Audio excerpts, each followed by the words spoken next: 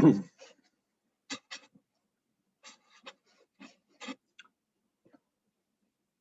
morning, everyone, and thanks for being here on this beautiful day.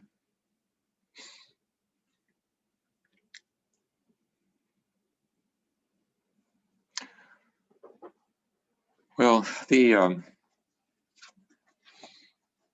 as you know, we've been discussing this Vimalakirti Sutra, and each chapter is different. It's unique.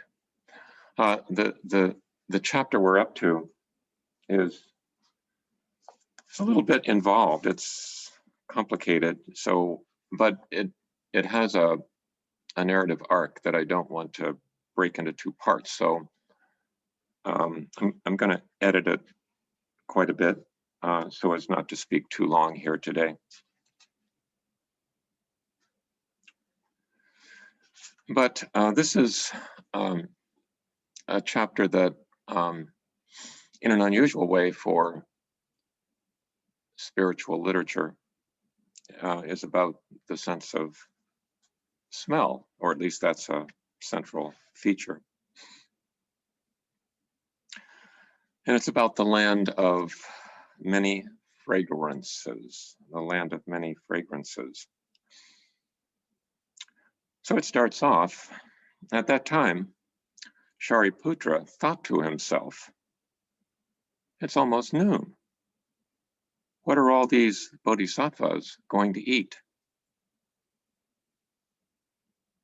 Then Vimalakirti, knowing what was in Shariputra's mind, said, the Buddha preached the 8 emancipations. You, sir, should undertake to practice them. Why be distracted by thoughts of eating when you are listening to the Dharma? If you want something to eat, wait a moment. I will see that you get the sort of food you have never had before.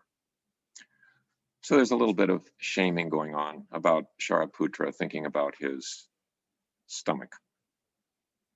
But then Vimalakirti enters into a deep state of samadhi, concentration, and employing his transcendental powers, showed the great assembly, those people in his little room there, a country called Many Fragrances, situated in a region high above, beyond Buddha lands, as numerous as the sands of the 42 Ganges.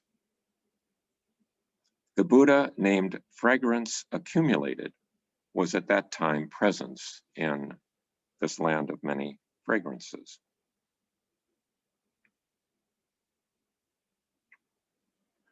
So then Vimalakirti goes on to explain that in this land there is just, it's a land made up of fragrances, and there is food that has a fragrance that is just beyond anything that you've ever experienced. And he looks for volunteers to go essentially do a carry-out from the land of many fragrances. And nobody volunteers.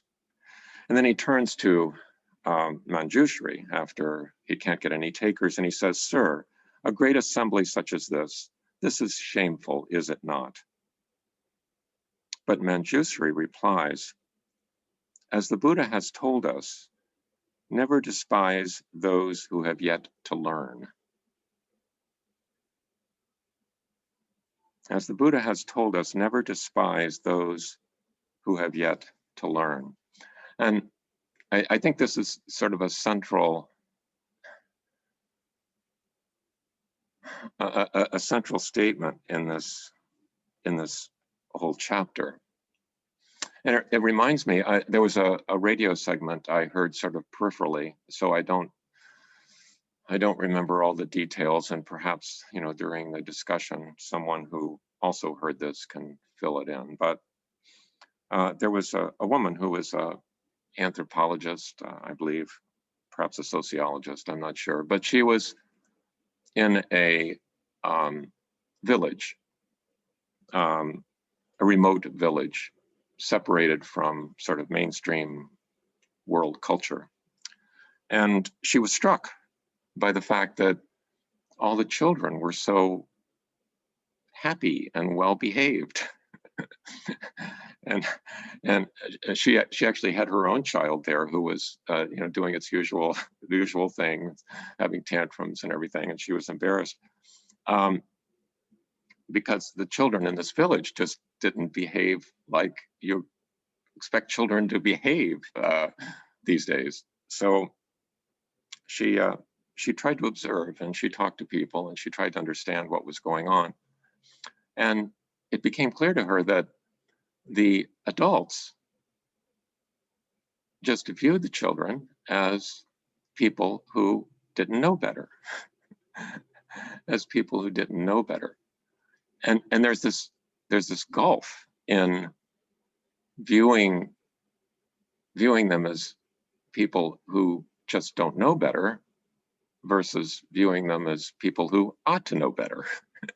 Because when they're viewed as people who ought to know better, it arouses a lot of impatience and anger. And the adults just never got impatient with children that she could witness. It was interesting observation. So anyway, Vimalakirti doesn't get any takers on getting carry out from the land of many fragrances, and has to resort to sort of conjuring up a phantom bodhisattva. So Vimalakirti has these powers, and he conjures up this amazing phantom bodhisattva to go get the food from the land of many fragrances.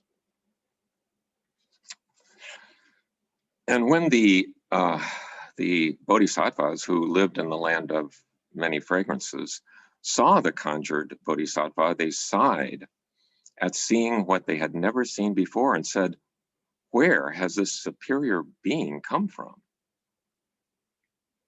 And the Buddha who resides there, of course, knew where the being had come from, and said it's from the saha world. And they said, "Well, where is the saha world?"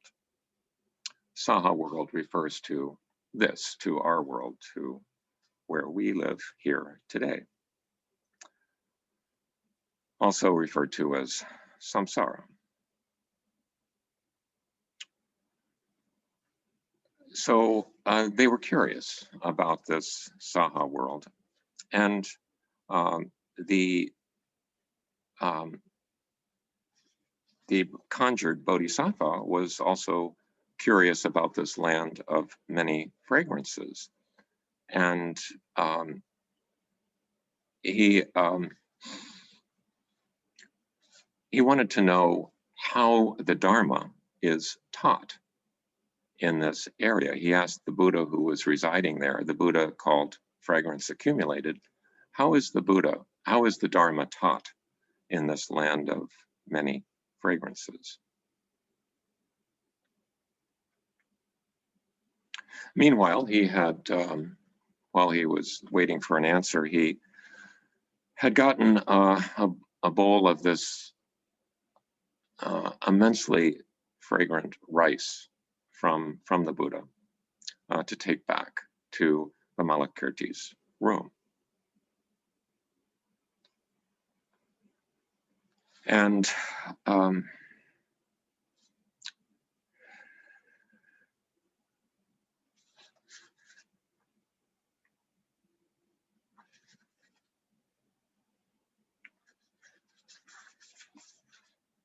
so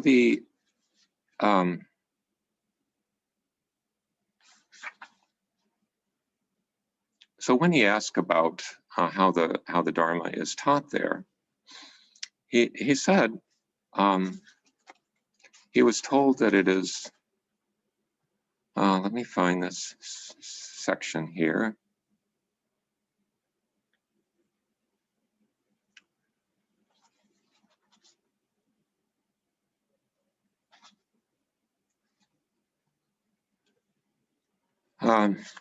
The Bodhisattvas there replied to this question.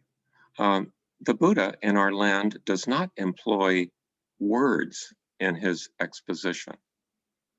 He just uses various fragrances to induce heavenly and human beings to undertake the observation of the precepts. Each bodhisattva sits under a fragrant tree, and when he smells the marvelous fragrance, he immediately attains the samadhi known as the storehouse of all virtues. Persons who are able to attain this samadhi, this mind state, all become endowed with the blessings of a bodhisattva. So what is this fragrance? There is a clue here, and it is included in a description about the rice.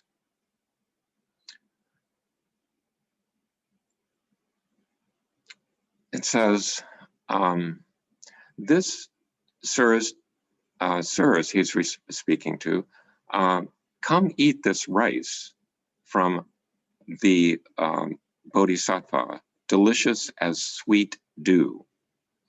It is redolent with the fragrance of great compassion. Maha Karuna is the original Sanskrit. Great compassion. But you must not eat it in a narrow-minded manner, or you will never digest it.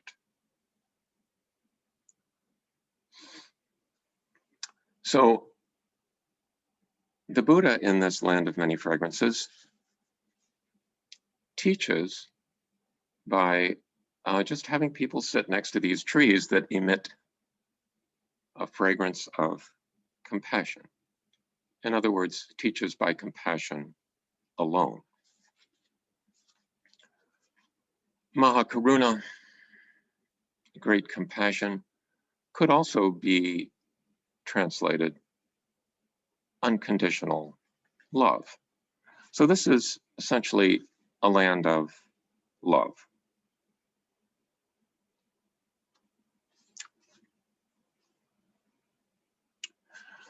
Now, I've gotten a little bit out of order here, which is not hard to do in this complicated chapter, but some of the people back in Vimalakirti's room who had received the one bowl of rice were concerned that it wasn't going to be enough to feed everybody. Understandably so, because remember, there are 32,000 bodhisattvas and assorted other individuals in this little room, all sitting in lion chairs.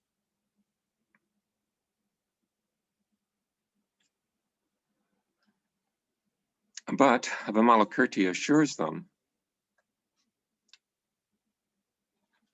or actually it's the phantom bodhisattva that assures them, do not try to use your petty virtue and petty wisdom in appraising the immeasurable blessings and wisdom of the Buddha.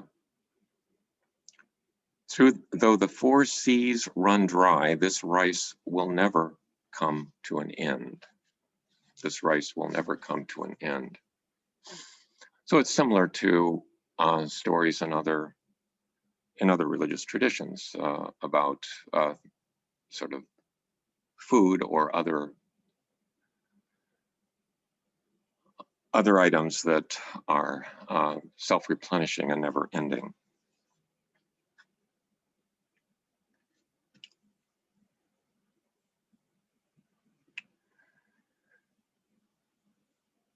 But the bodhisattvas who lived in the land of many fragrances, they were curious about this saha world, and they actually wanted to visit. And there were, as it says, 9 million of them.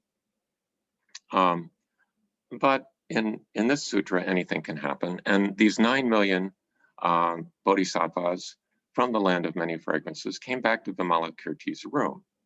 And of course, Vimalakirti fit them all up with lion chairs. So they're all comfortably sitting there in the room.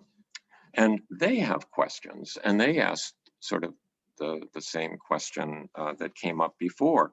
In this saha world, how does the Buddha preach the Dharma? Vimalakirti replies, the living beings of this land are stubborn and strong-willed and hard to talk to. Therefore, the Buddha uses strong language when preaching in order to tame them. He says, this is killing of living beings. This is the retribution for killing living beings. This is taking what has not been given to you. This is the retribution for taking what has not been given to you. This is sexual misconduct. This is retribution for sexual misconduct. This is lying. This is the retribution for lying. This is being double-tongued. This is a retribution for being double-tongued. This is harsh speech. This is the retribution for harsh speech. And it goes on and on.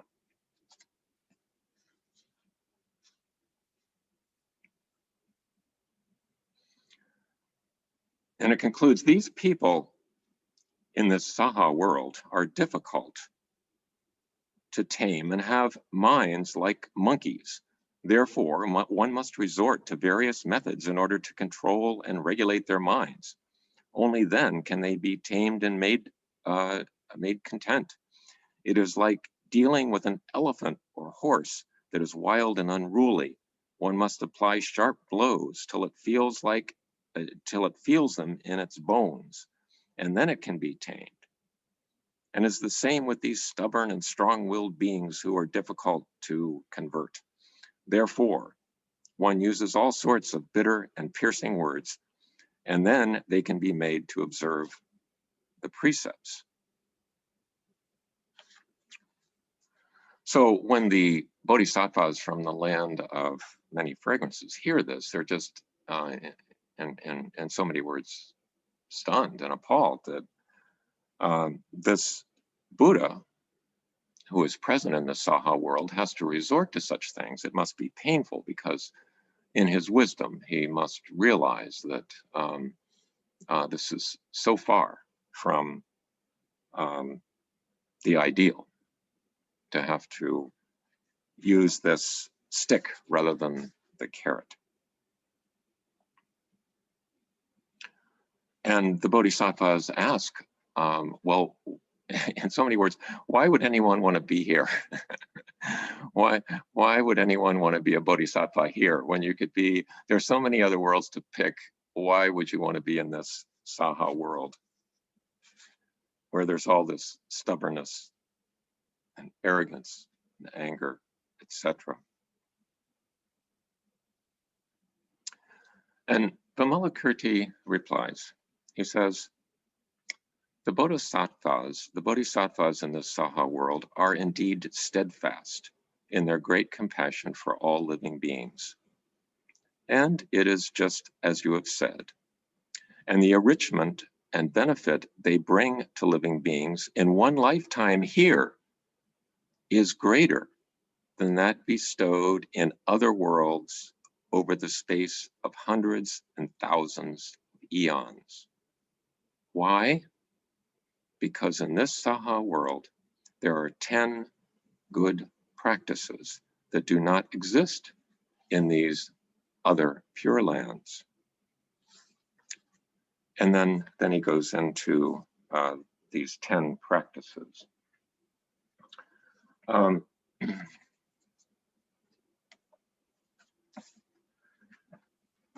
going to switch here to Robert Thurman's translation. It's actually a little bit more true to the Sanskrit and has a somewhat different fragrance. So here are the 10, and I won't necessarily go through all 10 because it gets kind of complicated. Some of them are divided up into other parts. But the list goes something like this. Here they are. To win, and the Sanskrit word is samgraha, which really means to kind of bring together, to collect, to to assemble, so to win, to sort of get people on your side, to win the poor by generosity, to win the immoral by morality, to win the hateful by means of tolerance, to win the lazy by means of effort, to bring together the mentally troubled by means of concentration, to win the arrogant by means of wisdom. He goes on, to develop living beings without interruption through the four means of unification. And these are sort of classical methods that have been described in other sutras to how a bodhisattva behaves in order to save all beings. And these four methods are generosity, kind speech, beneficial action, to do things of benefit for others, and the sharing of hardship with them.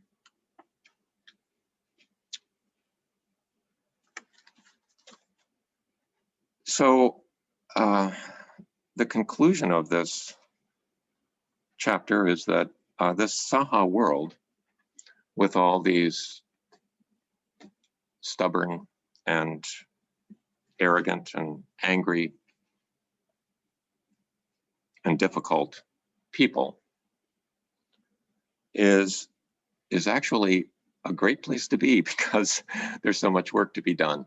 There's so much benefit that potentially can be brought in this world, compared with worlds we might imagine where everyone is imbued with loving kindness.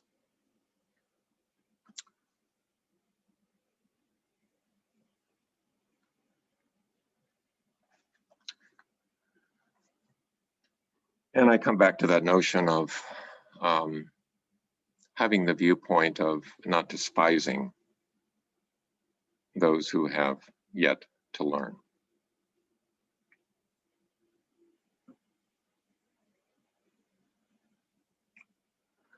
So I guess you could say, well, this is a useful way to look at things. It's a beneficial way to look at things. Or you could say that, is this just sort of a sad excuse for this sorry world we live in?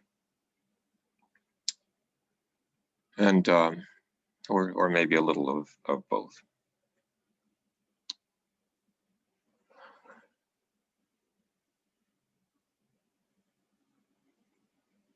But I think I'll stop there with that question. And how can we make use of this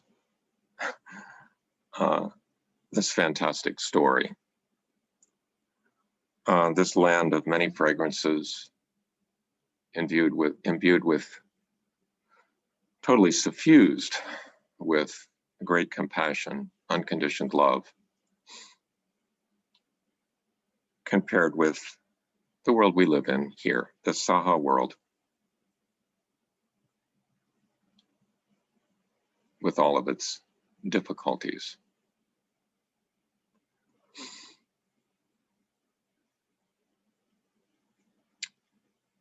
So again, I'm so glad that all of you are here, and we will take a break for discussion. Is this a useful way of looking at things or not? And what about this notion of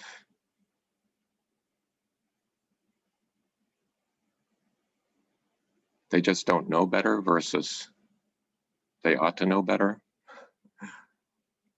At what age do we quit applying that, if any?